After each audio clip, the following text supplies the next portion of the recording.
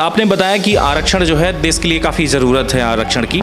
मैं जो है जानना चाहूँगा आपसे कि आरक्षण का मतलब है कि कुछ परसेंटेज बेस जो है सिर्फ परसेंटेज बेस घटा बढ़ा के आरक्षण दिया जाता है। क्या नौकरी के लिए भी आरक्षण की आवश्यकता है?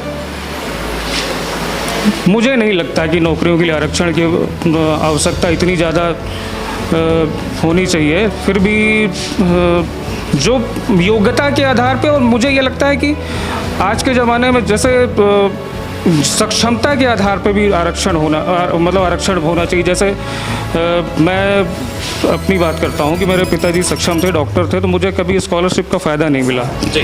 और मैंने प्रयास किया कि अपने जैसे लोग जो हमारे कैटेगरी से बिलोंग करते हैं तो उनके बारे में मैंने कहा हमेशा कि तुम ये अपन सक्षम है तो फिर हम क्यों लें उस चीज़ का लाभ। ये मेरा मानना है। विवेक जी, मेरा ये जो सवाल था ये सिर्फ इस वजह से था, आपने सोचा होगा कि बीच में मैंने इसको लेकर के चर्चा क्यों किया। बात ये है कि अगर एक डॉक्टर का सिलेक्शन होना है और उस डॉक्टर का सिलेक्शन की अगर बात हो तो अगर कोई सोचिए 65-75% अगर पासिंग मार्क है तो कहीं ना कहीं ST SC OBC का जो कैटेगरी रखा जाता है 45% 55% रखा जाता है और 45% और 55% में ही उसे डॉक्टर बना दिया जाता है। तो ये बताइए कि उस डॉक्टर को नॉलेज कितने परसेंट हो?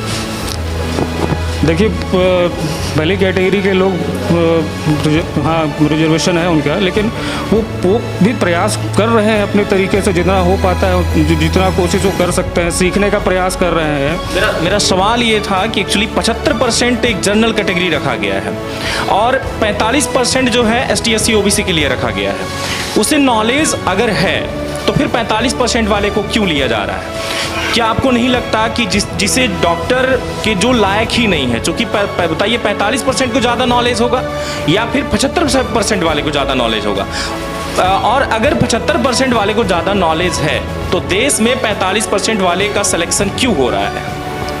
भाई साहब, मेडिकल कॉलेज में पढ़ाई जो होती है 5 साल की, तो उसमें वो कैटेगरी वाला भी उतनी ही पढ़ाई करता है, एक जनरल वाला भी उतनी ही पढ़ाई करता है। जो ज्ञान उसको दिया जाता है वही ज्ञान उसको भी दिया जाता है और प्रैक्टिकल नॉलेज उस बच्चे को दिए जा रहे हैं जो कैटेगरी से है, उस वही प्रैक्टिकल नॉलेज जनरल कैटेगरी वालों को दिया जा रहा है। लेकिन जिसे ABCD पता ना हो उसे अगर हम जेड पढ़ा देंगे तो कितना पढ़ेगा? नहीं, ऐसा कुछ नहीं है कि ABCD की बात आ रही है। फिर 45% उसका क्यों होता है? उसका भी तो 75% होना चाहिए। वो तो देखिए, नहीं चलिए ठीक है, आप कह रहे हैं, फिर भी कोशिश करता है अपनी तरीके से।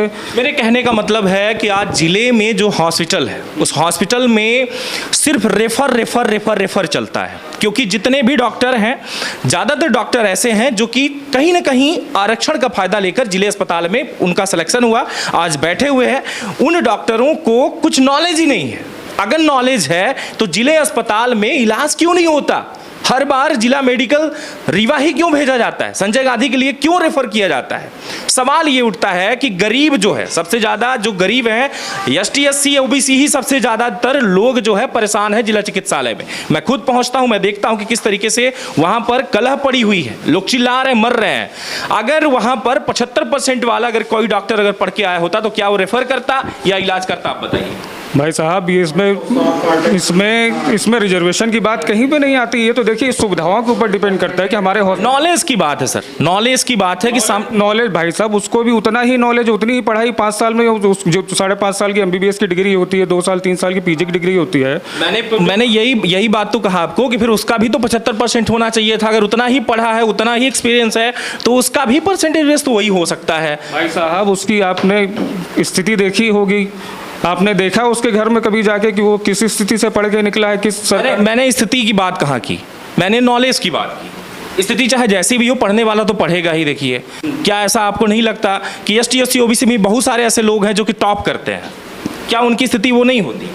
नहीं, हर कैटेगरी में ऐसे लोग हैं जो टॉप करते हैं। कोई ऐसा एक प्रावधान नहीं है कि हर बार जनरल का ही बच्चा टॉप करे। कई बार ST SC OBC के बच्चे टॉप करते हैं, बहुत सारी जगहों पे टॉप करते हैं। मेरा ये मानना है कि जिसकी जितनी योग्यता है, जिसका जितना आधार है, उस हिसाब से वो अपना काम कर रहा है और जहाँ तक जिला चिकित्सालय की बात हुई तो हाँ, जिला चिकित्सालय में थोड़ी सी सुविधाएं तो अभावहीन है, लेकिन फिर भी तो मर कौन रहा है बताइए। यस, अगर देखा जाए तो आरक्षण के आधार पर जिसका सिलेक्शन हुआ था, जो आरक्षण के आधार पर डॉक्टर बने हैं, और वही इलाज करने वाले भी जो है वो कौन से कैटेगरी के आ रहे हैं, वो भी वही है, ST SC OBC वही मर रहा है। इलाज करने वाला भी उसी कैटेगरी से है, और जो कलह पड़ी है, जो मर रहा है, वो भी उसी कैटेगरी से है। परेशान कौन है ये बताइए।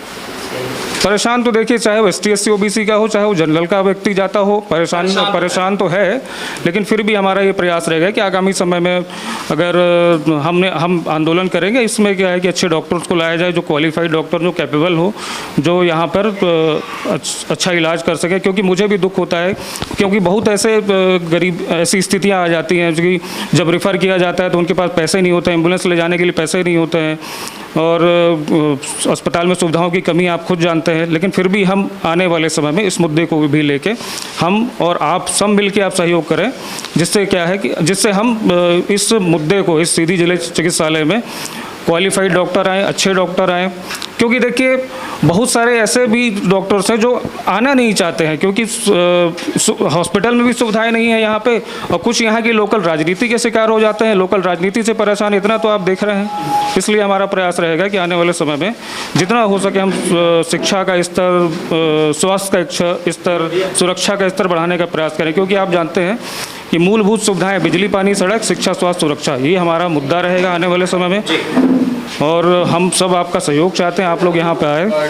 इसलिए कहीं ना कहीं मैं आपको बता दूं कि तरंग 24 न्यूज़ ने काफ़ी गहराई से इस मामले को लेकर के जांच पड़ताल, जो हमारी पड़ताल होती है, उस पड़ताल में मैंने देखा कि आखिर में जो हॉस्पिटल की स्थिति ही नहीं, बल्कि कई ऐसे जो चीज़ें होती हैं जहां पर आरक्षण के बेस पर अगर सिलेक्शन होता है, तो आप अंदाज़ा लगा सकते हैं कि अगर कोई 75% 80% अगर लेके आ रहा है तो उसने क्या किया होगा। उसने पढ़ाई की तब वो परसेंटेज लेके आ रहा है, तो उसे ज़्यादा एक जान होगा, या फिर सामने वाला अगर कोई दूसरा व्यक्ति हो, जैसे मान लीजिए कि मतलब बात हो रही 45% या 50% वाले को, उससे ज़्यादा नॉलेज होगा। इस पूरे मुद्दे पर मैंने खुद देखा कि अगर देखा जाए हॉस्पिटल में, तो एक किसी की हड्डी टूट जाए तो जिसे फुल नॉलेज होगा वही ठीक तरीके से इलाज कर पाएगा। लेकिन अगर जिसे नॉलेज ना हो, हड्डी को कितनी अच्छी तरीके से बैठा सकता है, इस बात पर जो है आपको अच्छे तरीके से नॉलेज ये चीज़ का जरूर होगा। आम जनता परेशान होती है, इसलिए मैंने ये सवाल रखा।